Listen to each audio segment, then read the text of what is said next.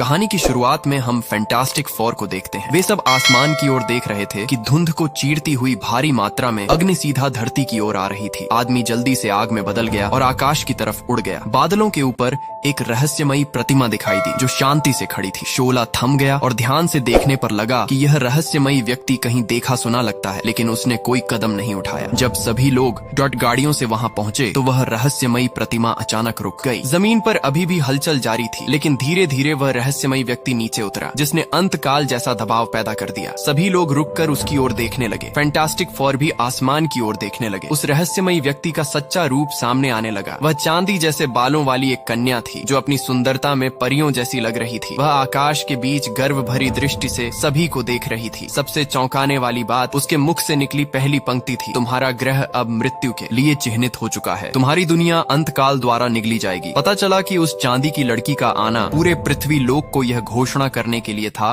कि यह जगह विश्व के 5 देवताओं में से एक अंतकाल के निशाने पर है और इनका भाग्य अब निगल लिया जाने वाला है। मैं उसके आने और विनाश का संकेत देती हूँ। मैं तुम्हारे अंत का संकेत देती हूँ। मैं गैलेक्टस का संकेत देती हूँ। पृथ्वी के लोगों ने पीछे से उठती तेज आवाजें सुनी। चांदी की लड़की आकाश की ओर तेजी से बढ़ गई। फैंटास्टिक हीरो पूरा जोर लगाकर उसके पीछे दौड़ा और टूटे हुए तारे के रूप में बदल गया। लेकिन चांदी की गति इतनी तेज थी कि वह सिर्फ उसकी रोशनी का पीछा ही कर पाया। जैसे ही वह उसके फ्लाइंग बोर्ड के पास पहुंचा, एक तेज हरकत ने उसे चौंका दिया। मैं तुम्हारी पृथ्वी के समाप्त होने की खबर देती हूँ। हाँ। दूसरी तरफ जल्द ही चांदी की लड़की के पृथ्वी पर आते ही यह खबर आंधी की गति से पूरे संसार में फैल गई। यह आक्रमण जैसे विद्युत की चमक था। आने वाले विनाश की संभावनाओं के सामने फैंटास्टिक फोर बहुत परेशान थे। यह रहस्यमयी अंतकाल कौन है? फ्रैंकलिन ने खोज के बाद एक चौंका देने वाली बात बताई। आकाश के तारों वाले वन में 5 ग्रह पूरी तरह खत्म हो चुके थे। उन विनाशक ऊर्जाओं को अलग अलग कर दिया गया था। उन सभी में एक जैसी बात दिखाई दी। जब भी कोई ग्रह तबाह होता था, चांदी वहाँ दिखाई देती थी। उन्होंने सोचा कि तबाही का इंतजार करने के बजाय बचने का तरीका सोचना ही बेहतर होगा। फैंटास्टिक फोर विनाश से पृथ्वी को बचाने के लिए अंतकाल से मिलने का निश्चय करते हैं। चांदी की लड़की की विशिष्ट और उच्च ऊर्जा को ट्रैक करके फ्रैंकलिन ने अंतकाल की संभावित स्थिति का पता लगाया और पहले जांच के लिए निकलने का निर्णय लिया। रवाना होने से पहले चारों वीरों ने एक घोषणा पत्र जारी कर दुनिया को इस खतरनाक मिशन के बारे में बताया। पूरी दुनिया की आशा और चिंता के बीच ये योद्धा नाशक खतरे की ओर बढ़ गए। अंतरिक्ष यान स्थिर था और जल्द ही गहरे अंतरिक्ष में पहुंच गया। अंतकाल तक पहुंचने के लिए उन्हें स्पेस डाइविंग उपकरण की आवश्यकता थी। सभी सेटिंग जोड़ने के बाद डाइविंग उपकरण चालू हुआ और चारों वीर एक और आकाशीय क्षेत्र में पहुंचे। विशाल रॉकेट वाले इंजन की मदद से वे वर्महोल में घुसे और सीधे अंतकाल की ओर बढ़े। स्थिति का ज्ञान न होने के कारण फ्रैंकलिन ने एक प्रारंभिक योजना बनाई। रोबोट भेजकर अंतकाल के सैंपल इकट्ठा करना और इन नमूनों का विश्लेषण करके बाकी स्थिति का समाधान ढूंढना। जैसे जैसे वे अंतकाल के पास पहुंचे, ऊर्जा की लहर बढ़ती गई। वर्महोल से बाहर निकलकर जब वे सामान्य स्थिति में लौटे, उनके सामने एक ग्रह दिखाई दिया, लेकिन अंतकाल कहीं नहीं दिखा। फ्रैंकलिन ने ध्यान दिया कि इस ग्रह पर कोई अजीब छेद बना हुआ है और उसके नीचे भारी ऊर्जा छिपी हुई है। सोचने का अवसर भी नहीं मिला कि अचानक एक विशाल ग्रहण समान देह उनके सामने प्रकट हो गई। सू ने जल्दी से अलगाव स्विच दबाकर यान को सुपरफास्ट इंजन से अलग कर दिया। चारों तरफ विशाल उल्का पिंड जैसे ग्रह पत्थर थे और जरा सी भूल यान को चकनाचूर कर सकती थी, लेकिन वीरता से यान खतरे से निकल गया। फ्रैंकलिन ने तुरंत अदृश्यता मोड चालू करने को कहा और पायलट ने यान को छिपाने में सफलता पाई। सब ठीक लगने के बाद भी यान को एक अनजानी शक्ति पीछे खींच रही थी। जैसे ही यान उस विशाल ग्रह के पीछे पहुंचा, पूरा दृश्य विस्मित भय से भर गया। अगर पृथ्वी को पूरी तरह निगल लिया गया तो यह अंतकाल पृथ्वी को निशाना बनाए तो यह बिल्कुल बेकार जद्दोजहद होगी। इसलिए साफ जाहिर है कि चांदी की लड़की ने जो कहा वह कोई झूठ नहीं था। जब चारों अभी खुश ही हो रहे थे कि एक लाल रोशनी बिजली की तरह जहाज पर गिरी और एक बड़ी ताकत ने उसे मजबूती से लॉक कर लिया और जहाज को जबरदस्ती देव की ओर खींचने लगा। सब लोग इंजन को संभालने में लग गए, मगर कुछ ही देर में पूरा जहाज अपनी सारी शक्ति खो बैठा। जहाज को अंतकाल की सफेद रोशनी ने पूरी तरह अपने कब्जे में ले लिया। उसी समय एक नीली रोशनी का हमला हुआ और सू के उतरने से पहले ही चांदी धीरे से जहाज के ऊपर आ गई। वह अंदर केबिन में दाखिल हुई और मजाक उड़ाने लगी, लेकिन चांदी का कोई इरादा नरमी बरतने का नहीं था। उसने बस यह ऐलान किया कि अंतकाल ने उन्हें बुलाया है। फिर पूरा जहाज देव की खला में स्थानांतरित कर दिया गया, जहाँ एक बहुत बड़ा पार्किंग एरिया था। यह अंतकाल का मोबाइल बेस था। जहाज से उतरने के बाद फ्रैंकलिन ने रोबोट को आसपास का डेटा इकट्ठा करने भेजा। कुछ ही देर में चांदी ने इन सबको दहलाने वाली बात बताई कि अंतकाल हमेशा ब्रह्मांड में घूमकर ग्रहों को भोजन बनाता है। अगर वह किसी ग्रह को निगल न पाए तो ऊर्जा की कमी से मर जाता है। अब वह कौन सा ग्रह खाएगा, यह एक गहरा भेद है। वह किन ग्रहों को खाता है, यह कोई नहीं बताता। हाँ, शायद यही राज है। चांदी के ऊपर उड़ते ही सबके अंदर अंतकाल के बारे में जिज्ञासा बढ़ गई। वे सोचने लगे कि पहली मुलाकात में चांदी ने जो अश्लोक जैसे शब्द कहे थे, उनका मतलब क्या था। वह दरअसल एक आशीर्वाद था, जिसका अर्थ था अपनी कौम के साथ मरना। यही था चांदी का आशीर्वाद, अपने लोगों के साथ नरक में चले जाना, मानना पड़ेगा। यह आशीर्वाद बहुत अजीब लगा। फिर वे सब एक बहुत विस्तृत मैदान में पहुंचे। शाम के धुंध हल्के में एक बहुत बड़ा देव धीरे धीरे प्रकट हुआ। यही अंतकाल का असली घर था। अंतकाल सीधे अंदर गया और पूरी गंभीरता से बताया कि पृथ्वी को बचाने की शक्ति उनके पास है। वह बच्चा जो अभी पैदा भी नहीं हुआ। फ्रैंकलिन के चेहरे पर हैरानी थी। अंतकाल की शर्त बिल्कुल सीधी थी, बच्चे के बदले पृथ्वी की शांति मिल सकती है। यह क्या मतलब था? उसने कहा, मैं तुम्हारी दुनिया को विस्तार दूंगा, बस इस बच्चे को मेरे हवाले कर दो। क्या? नहीं। इस समय सू का चेहरा सफेद पड़ गया। अंतकाल ने कहा कि अभी न पैदा हुआ बच्चा बहुत शक्ति रखता है और डिस्ट्रॉयर का शाप विरासत में लेकर पैदा होगा। फ्रैंकलिन को विश्वास नहीं आया। उसने बच्चे की पूरी जांच की थी। वह तो बिल्कुल सामान्य और साधारण बच्चा था। अंतकाल चाहता था कि वह बच्चे की असली शक्ति बताए। दोहरी आंखों की शक्ति प्रकट हुई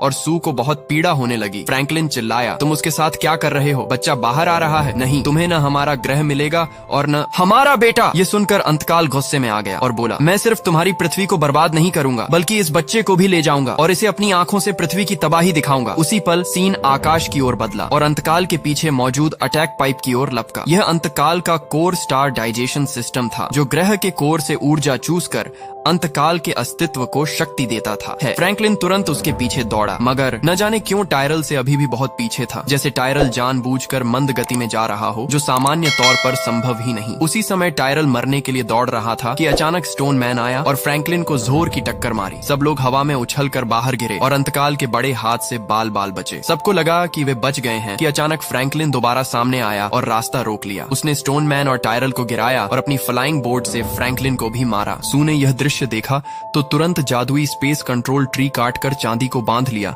और जोर लगाकर उसे दूर उछाल दिया। वह सीधा पिघले हुए लावे में जा गिरी। फिर सबने रोबोट को उठाया और तेजी से जहाज की ओर उड़े। हालांकि चांदी जल्दी संभल गई, मगर पीछा न कर पाई, क्योंकि स्टोन मैन ने जहाज को पूरी रफ्तार से ऊपर उठा लिया था और लेजर कैनन से रास्ता बनाता जा रहा था। उसी समय सू की हालत बिगड़ती गई। वह जैसे मरने वाली थी। अब बचने का एक ही तरीका था कि तुरंत सुपर फास्ट चैनल में प्रवेश किया जाए। जैसे ही कनेक्शन पूरा हुआ, चांदी दोबारा आ पहुंची और हमला कर दिया। ठीक उसी पल जहाज सुपर फास्ट चैनल में कूद गया। यद्यपि उन्हें मंजिल का ज्ञान नहीं था, मगर चैन की सांस भी न ली थी कि चांदी फिर पीछे आ गई, क्योंकि उसके पास भी सुपर फास्ट चैनल पार करने की शक्ति थी।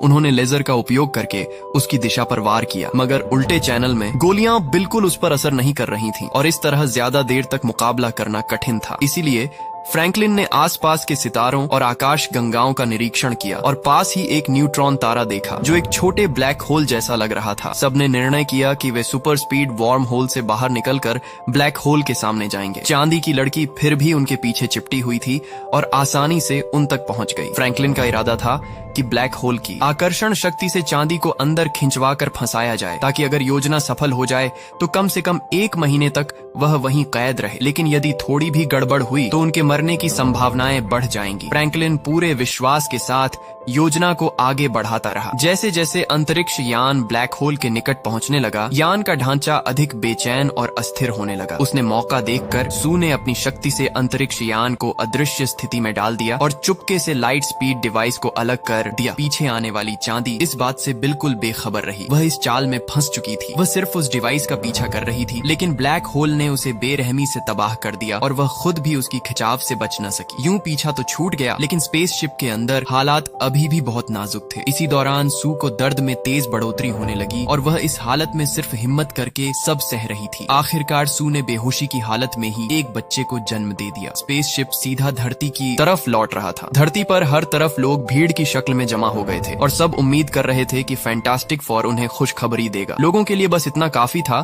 कि वे सुरक्षित वापस आ जाए, क्योंकि इसका मतलब था कि वे दुनिया को बचाने में कामयाब हो गए। आसमान का एक दिन धरती के 1 महीने के बराबर होता है, यानी जब से वे निकले थे तब तक पूरा महीना बीत चुका था। लोग हैरान रह गए कि सू की गोद में एक नवजात बच्चा भी है, लेकिन फैंटास्टिक फोर के चेहरों पर जरा सी मुस्कान तक नहीं थी। सभी रिपोर्टर तुरंत उन पर टूट पड़े और पूछा कि गैलेक्टस का क्या हुआ। फ्रैंकलिन के पास कोई तैयार बयान नहीं था। उसने सारी सच्चाई वैसे ही बता दी। यह सुनकर उसका स्पेसशिप अपना रुख बदल चुका था, क्योंकि उसे वह बच्चा चाहिए था, इसलिए कि उस बच्चे में कॉस्मिक शक्ति थी जो गैलेक्टस के लिए ऊर्जा का स्रोत बन सकती थी और उसकी भूख को रोक सकती थी। फ्रैंकलिन ने रोबोट द्वारा लाए गए नमूनों पर रिसर्च की और समझा कि गैलेक्टस की संरचना बहुत अजीब और समझ से परे है। अजीब भाषा को समझने की कोशिश कर रहा था। उसने पहले भी ऐसी आवाजें सुनी थीं और अगर वह 1-2 वाक्य समझ लेता तो बाकी शब्द भी समझना आसान हो जाता, लेकिन समय बहुत कम था। उधर गैलेक्टस का स्पेसशिप जुपिटर के करीब पहुंच चुका था और सीधा धरती की तरफ बढ़ रहा था। धरती पर लोग डर के मारे विरोध करने लगे। मीडिया फैंटास्टिक फोर को दोष देने लगा कि वे दुनिया को बचा सकते थे, मगर कुछ नहीं कर रहे। सू गुस्से में टीवी तोड़ देती है। बिल्डिंग के नीचे एक बड़ा हुजूम जमा हो चुका था और सब सू से बच्चा मांग रहे थे। फ्रैंकलिन के पास कोई प्लान नहीं था और प्रदर्शनकारियों का गुस्सा बढ़ता जा रहा था। आखिरकार सू और नहीं सह सकी। वह बच्चा लेकर सीधा भीड़ के बीच चली गई और सच्चे दिल से ऐलान किया कि वह पूरी ताकत लगाकर, सू ने पूरी जान लगाकर गैलेक्टस को रोकने का फैसला किया। उसकी सच्ची अपील ने हर किसी का दिल जीत लिया और वह फिर से लोगों का भरोसा हासिल करने में कामयाब हुई। इसी दौरान फ्रैंकलिन को एक नया हल मिला कि धरती को ऐसी जगह पहुंचा दिया जाए जहां गैलेक्टस उसे ढूंढ न सके। उसने आर्किमिडीज का कथन दोहराया, मुझे एक सहारा दो, मैं पूरी धरती को उठा सकता हूँ। अब सुपर स्पेस डिवाइस वही सहारा बन सकती थी। धरती इतनी बड़ी है कि उसे स्थानांतरित करना पागलपन लगता था, मगर फ्रैंकलिन ने तुरंत समझाया कि गोली और ग्रह का फर्क सिर्फ आकार का होता है। अगर धरती पर बहुत बड़े बड़े ट्रांसफर टावर बनाए जाए और उन्हें एक ही नेटवर्क में जोड़ दिया जाए तो धरती को एक नए सौर मंडल में भेजा जा सकती। लम्हे हादसा हो गया। दुनिया भर के कई ट्रांसफर टावर एक के बाद एक फटने लगे और नेटवर्क टूट गया, क्योंकि असल में चांदी ने उन पर हमला कर दिया था। वह इतनी तेज रफ्तार से उड़ रही थी कि पलक झपकते ही एक के बाद एक टावर तबाह करती जा रही थी और पूरी पृथ्वी का नेटवर्क बर्बाद करने वाली थी। जब वह न्यूयॉर्क के टाइम्स स्क्वायर वाले आखिरी टावर तक पहुंचने ही वाली थी तो जॉनी स्टॉर्म ने उसे रोक लिया। जॉनी ने उससे उसकी अपनी जबान में बात की और उसकी याददाश्त वापस लाने में कामयाब हो गया। हैरान अंगेज हकीकत सामने आई कि जॉनी ने दूर दराज ग्रह सुम्बा के 23 खुफिया पैगामों को समझकर चांदी की पूरी कहानी जान ली। पता चला कि चांदी, जिसका असली नाम मायरा था, महान संभवी वैज्ञानिक थी जिसका अपना घर और परिवार था। जब गैलेक्टस उसके ग्रह को नष्ट करने आया तो मायरा ने एक कठिन फैसला लिया, अपने पूरे जीवन के बदले अपने ग्रह को बचाने का सौदा। गैलेक्टस ने यह सौदा स्वीकार कर लिया और उसे चांदी की लड़की में बदल दिया। तब से वह गैलेक्टस के लिए नए नए ग्रहों की खोज करती रही। संभवी संदेश उसके लोगों की तरफ से शुक्रिया थे, लेकिन कई अन्य ग्रह इतने खुशनसीब नहीं थे। डेल्फी, सागन, पोलारिस जैसे ग्रह भी गैलेक्टस ने निगल लिए। वहाँ के लोग भी दया की भीख मांगते रहे, लेकिन उन्हें भी नष्ट कर दिया गया। मायरा अब यह अत्याचार और जारी नहीं रख सकती थी। उसे उन तबाह हुई दुनियाओं की चीखें सुनाई देती थीं जो उसके मन में गूंज रही थीं। उसने बाकी टावरों को नष्ट करने का अपना मिशन छोड़ दिया और आसमान की ओर उड़ गई। जॉनी पीछे पीछे भागा और उससे कहा कि वह सू के बच्चे की जगह खुद को कुर्बान कर दे, लेकिन मायरा ने बताया कि गैलेक्टस को खास तौर पर वही बच्चा चाहिए, कोई और कुर्बानी काम नहीं आएगी। जाने से पहले मायरा ने नसीहत दी, बच्चे को यहाँ से दूर ले जाओ, शायद तुम जिंदा रहकर खुद को माफ कर सको। जॉनी वापस आया और सबको मायरा की बात बता दी। तबाही के खतरे के बीच फ्रैंकलिन ने साफ कहा कि वह पृथ्वी को कभी नहीं छोड़ेंगे। अपने नवजात बच्चे को देखकर उसे एक नई तरकीब सूझी। अगर पृथ्वी को नहीं हटाया जा सकता तो गैलेक्टस को न्यूयॉर्क टाइम्स स्क्वायर तक लाया जाए, फिर पूरे पूर्वी तट की बिजली आखिरी टावर में डालकर पोर्टल खोला जाए ताकि गैलेक्टस को बाहर अंतरिक्ष में फेंक दिया जाए। लेकिन समस्या यह थी, गैलेक्टस को जाल में कैसे लाया जाए? जवाब दर्दनाक था। चारा बनाने के लिए सू का बच्चा ही एकमात्र चीज था। भारी दिल के बावजूद सबने फैसला किया कि बच्चे को ही चारा बनाया जाएगा। फैंटास्टिक फोर ने बच्चे के लिए एक खास सुरक्षा कैप्सूल बनाया जो गोली, झटके, विकिरण और बड़े से बड़े खतरे को भी सह सके। जब गैलेक्टस आएगा तो बच्चा उसी में छुपेगा। फैंटास्टिक फोर न्यूयॉर्क के केंद्र में था। आसपास गगनचुंबी इमारतें थीं, इसलिए सू ने लोगों को भूमिगत शरण स्थलों में ले जाने का आदेश दिया। कुछ ही देर में गैलेक्टस का जहाज पृथ्वी के करीब पहुंचा। वह उतरा और बच्चे को पकड़ने के लिए आगे बढ़ा। समुद्र में उतरते ही बड़ा हंगामा मच गया। उसने शहर का निरीक्षण किया और बच्चे की जगह का पता लगा लिया। वह बड़े कदमों से टाइम्स स्क्वायर की ओर बढ़ने लगा। हर कदम भूकंप जैसा था। लोग भय से शरण स्थलों में कांप रहे थे। जब वह बिल्कुल पास पहुंचा तो फैंटास्टिक फोर ने हमला शुरू कर दिया। जॉनी और सू ने आग से उसकी आंखों पर हमला किया। मौका देखकर जॉनी बच्चे को उठाकर इमारत में ले गया और उसे रोबोट के हवाले कर दिया, जबकि नीचे फ्रैंकलिन ने खाली झूला रखा था। गैलेक्टस ने अपनी आंखें ठीक की और फिर स्कैन किया। उसे समझ आ गया कि लोग उसे धोखा दे रहे हैं। वह तुरंत दिशा बदलकर असली बच्चे की ओर बढ़ा। सू ने उसे भटकाने की कोशिश की, लेकिन उसने उसे मक्खी की तरह उड़ा दिया। बेन स्टोनमैन ने कार फेंकी, मगर उसने उसे भी दूर उछाल दिया। फ्रैंकलिन बहादुरी से दौड़ता हुआ उसके शरीर पर चढ़ा और पीछे मौजूद एक खुलते हिस्से को लोहे की छड़ से खोल दिया। गैलेक्टस ने उसे पकड़कर रबर की तरह खींच डाला। अच्छी बात यह हुई कि जॉनी और बेन वापस आ गए और गैलेक्टस के चेहरे पर हमला करके फ्रैंकलिन को छुड़ा लिया। लेकिन गैलेक्टस रुका नहीं। वह इमारत तक पहुंचा और बच्चे को पकड़ लिया। जब वह जाने लगा तो सू खड़ी हुई और अपनी ताकत से उसे रोकने लगी। पहली बार असफल हुई, लेकिन उसने हिम्मत करके पूरी शक्ति लगा दी। माँ की ताकत से वह गैलेक्टस के शरीर को हिलाने लगी और उसे धीरे धीरे टाइम्स स्क्वायर की ओर धकेलने लगी। उसने बाकी सबको बच्चे को बचाने भेजा। बेन ने एक पूरी इमारत का सहारा तोड़ दिया, जिससे गैलेक्टस का संतुलन बिगड़ गया। जब वह पोर्टल के पास पहुंचा तो जॉनी ने बटन दबाया और 40 सेकंड की उलटी गिनती शुरू हो गई। फ्रैंकलिन ने बहादुरी से छलांग लगाकर बच्चा वापस ले लिया। सू ने पूरी ताकत लगाकर